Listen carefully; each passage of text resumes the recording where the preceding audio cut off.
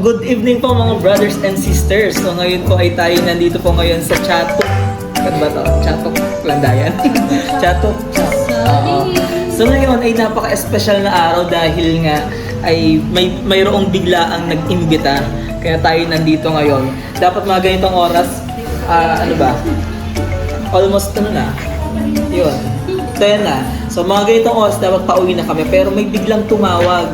At dahil sa hindi namin mahindian itong kaibigan namin na ito ay nandito kami sa Chaco. Kasama siya. So mamaya natin ipapakita kung sino siya. Pero ang dalawa pang kasama namin ng aking asawa, si Jolens. Yan, ang asawa. Tinanay sa ating Jolens. At ang dalawa pa namin kasama, una ay ang aking inaanak na pinakamaganda. Uy, mag-hi ka dito. Dahil ko lang inaanak. Ang aking inaanak na napakaganda, napaka-talented. Nag-iisa si Lorraine. At syempre ang aking ina-assume na inaanak. Si Ate Dane na nasa... Ako na bigyan niyo ako. Yan.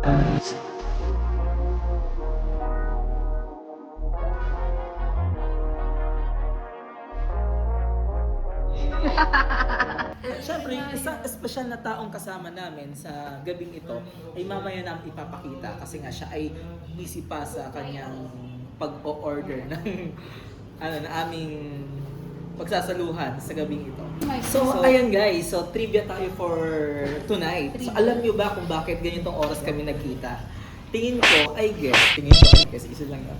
I guess kasi iniisip ng kasama namin na yung etong dalawa pa namin kasama, napaka-busy, laging gabing-gabi na umuwi. Kasi yung pasok nila, napaka-hectic. So, sino yung dalawa? Syempre, kailangan kami. Di syempre, si Lorraine at Dane, napakahirap hanapin ang schedule niyan. Kaya tingin ko, kaya minarapat nyo na ganitong oras mag-celebrate o magkita-kita. Kasi dahil doon sa dalawang yun, napaka-ano. Diba? Ano? So, yun. Pero syempre, sila labing yung kasama namin. Kaya siya ang nag-adjust para doon sa dalawang napaka-busy. Minsan napaka-busy sa jowa, minsan napaka-busy. Uy, ang over. Dance. Saan na ba kayong makita at makilala ang ating special na kasama sa gabing ito? Oo. Taneng. Ito, oo. Siyempre, walang iba kundi si ang matagal na natin hindi nakikita sa aking mga video at sa vlog ay si Ate Rose! Napakaganda niyan! Fresh from... Saan yan? Fresh from Oman. Saan ka pa? Di ba? Napakaganda yan. So, naghahanap kami ng jowa niyan. Dati niretok siya sa mga nagpapadyak. Kasi may taga-sundo na siya pag may nagpapadyak. Pero hindi na siya pang padyak, guys. So, hindi pang grab dapat. Kung susubukan mo siya, kapag niligawan niyo po siya, kinakailangan may requirements. Una, dapat may sarili kang negosyo. Birth certificate. Pangalawa, dapat may sasakyan ka kasi kapag hinahatid siya sa bundok pa, malayo-layo. Hindi kayo ng padyak. Hindi kayo ng padyak doon. Hindi niya kaya i-akyat. So, dapat requirements, dapat may 4 wheels ka na kayang umarangkada pataas ng bundok. At kaya rin sa baa, just in case. Pero iba.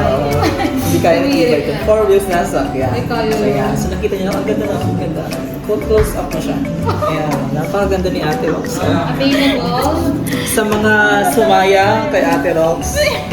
Puyo kayo.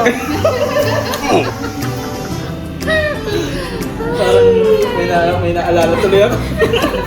May nakamiss. Pero may nakamiss sa kanya, nalaman ko lang yun nitong mga nakarang araw.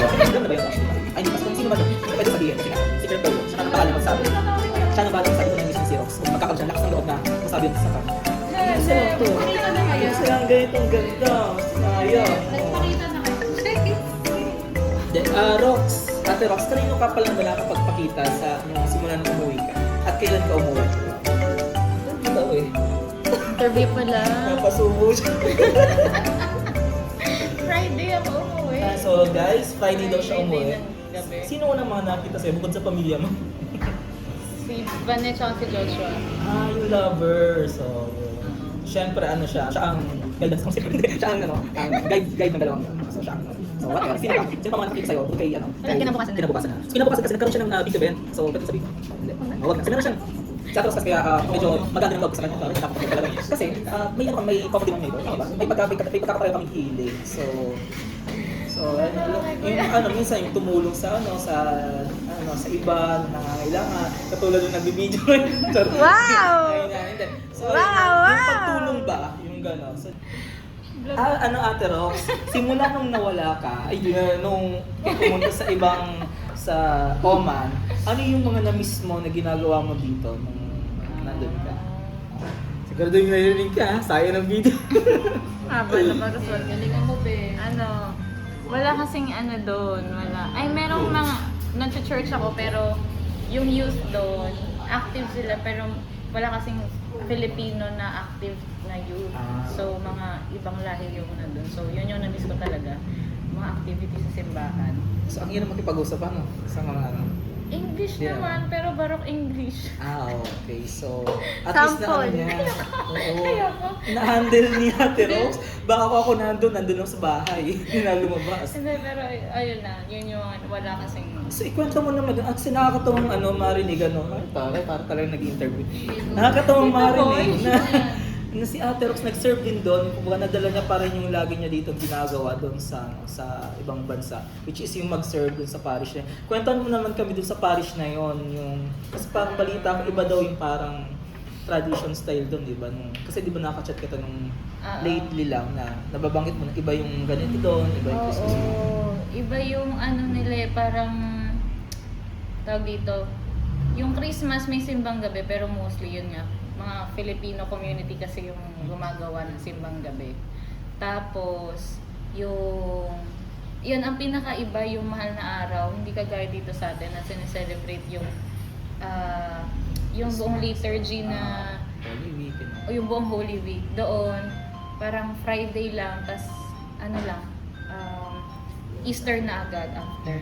Tama. Yun lang. Buti- Dito sa atin kasi 'di ba ang daming ganun. Yun yung pinaka Buti na handle mo yung ganun, parang di ko kaya yung ganun ng event. Parang hanapin ng katawan ko yung pagiging busy.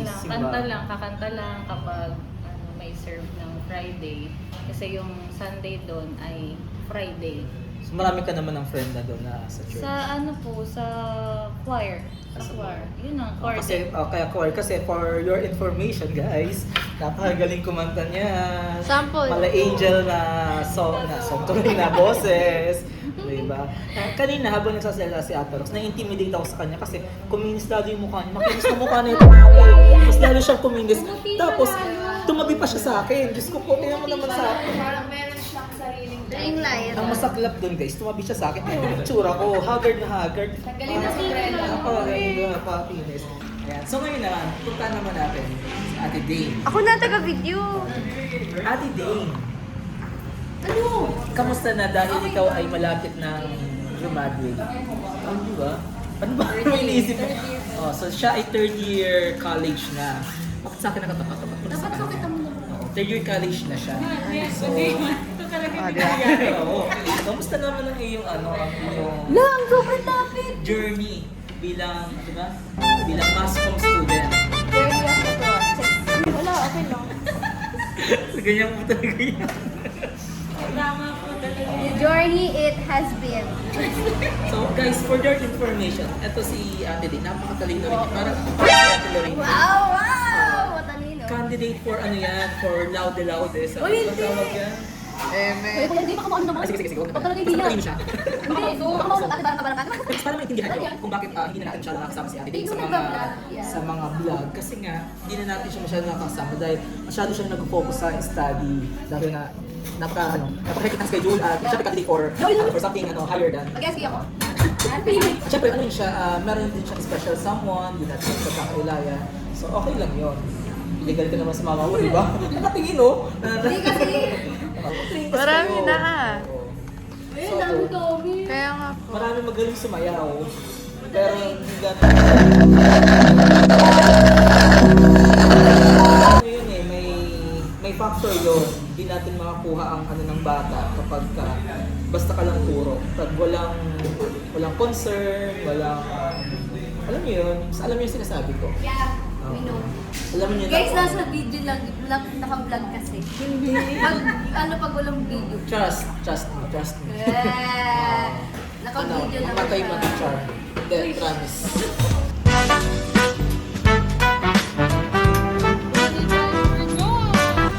So ayun lang guys, that's all for tonight. And thank you for watching and don't forget to subscribe sa ating page, sa ating YouTube. YouTube, yan.